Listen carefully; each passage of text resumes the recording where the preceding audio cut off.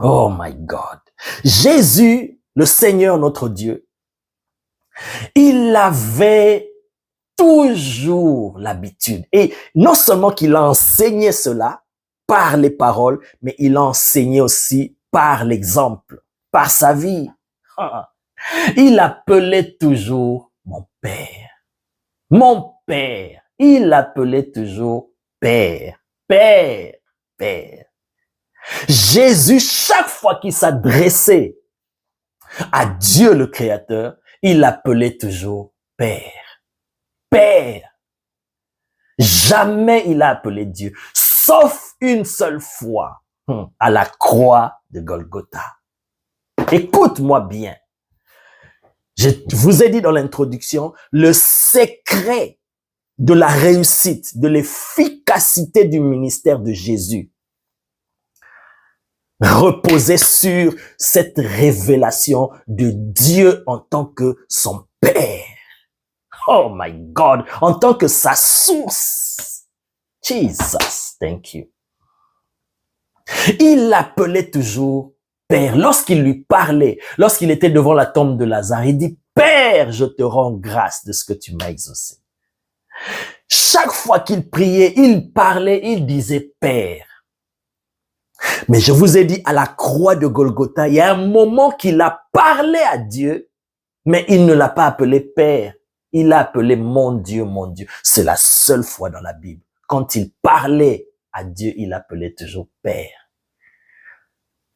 Mais pourquoi il a appelé mon Dieu? Très brièvement, j'ouvre cette parenthèse et je referme. Ce n'est pas le but du message aujourd'hui, mais je suis juste en train de t'expliquer que Jésus, durant tout son ministère terrestre, lorsqu'il priait, lorsqu'il parlait, lorsqu'il s'adressait à Dieu, il appelait toujours Père. Un jour, il marchait avec ses disciples, il a dit, Père, je te rends grâce de ce que tu as caché ces choses aux sages et aux intelligents de ce monde. Vous voyez, plusieurs fois dans la Bible, il l'appelait toujours Père. Mais à la croix, pourquoi à ce moment-là précis, il ne l'a pas appelé Père? Il a dit, Eli, Eli, lama sabachthani. Mon Dieu, pourquoi m'as-tu abandonné? Il n'a pas dit, mon Père, pourquoi m'as-tu abandonné? Parce que le Père ne peut pas abandonner son Fils. Jesus! Comprends, bien-aimé, que tu es un enfant de Dieu, toi qui as donné ta vie à Jésus. Nous allons comprendre cela par le Saint-Esprit. Jésus arrivait à la croix de Golgotha. Lorsqu'il a été crucifié, bien-aimé, Jésus a prononcé cette parole. Ce n'est pas le but de notre message aujourd'hui, mais je veux juste t'expliquer ceci. Il a prononcé cette parole avant de mourir. La première parole qu'il a prononcée quand il est arrivé à la croix de Golgotha, lorsqu'il fut crucifié entre ces deux brigands, la Bible dit, la première parole, c'est dans Luc, il dit, Père, pardonne-leur. Vous voyez? Jusque-là, il appelait toujours Père.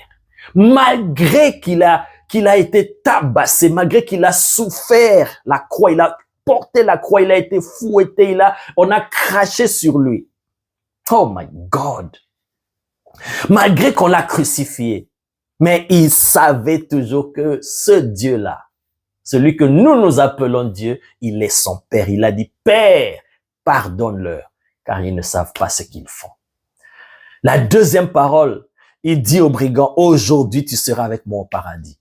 La troisième parole, il dit à Marie, à sa mère, voilà ton fils. Et il dit aux disciples, Jean, voici ta mère.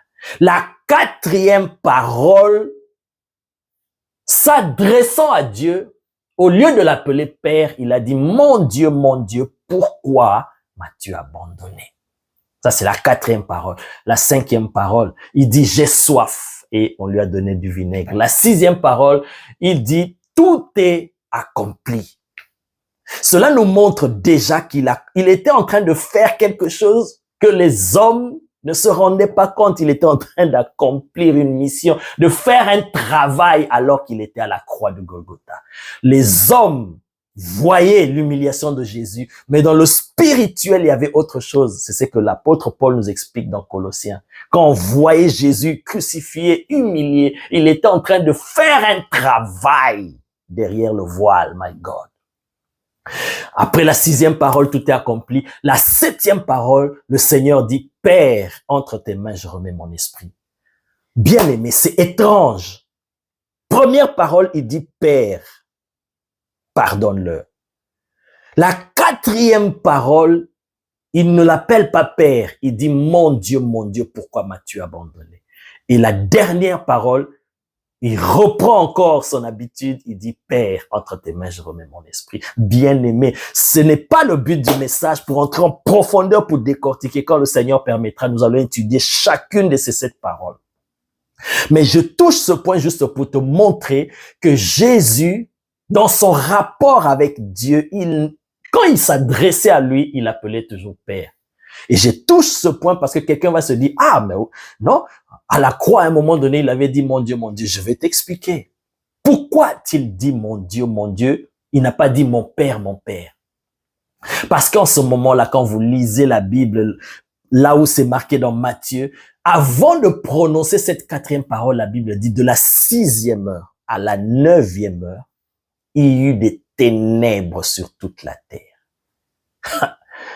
Dans le naturel, il y a eu des ténèbres sur toute la terre pendant 3 heures. C'est parce que dans le spirituel, il y avait quelque chose qui se faisait.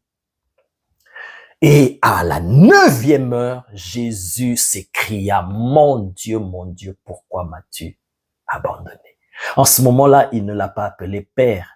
Parce qu'en ce moment-là, c'est là où l'apôtre Paul explique que le Seigneur était devenu péché pour nous, à cause de nous. Pas pécheur, mais péché. C'est là qu'il a porté tous nos péchés. C'est en ce moment-là. Voilà pourquoi dans le naturel, il y a eu des ténèbres sur toute la terre. Pendant ce moment-là, Jésus, le Seigneur, le Fils de Dieu, était devenu péché.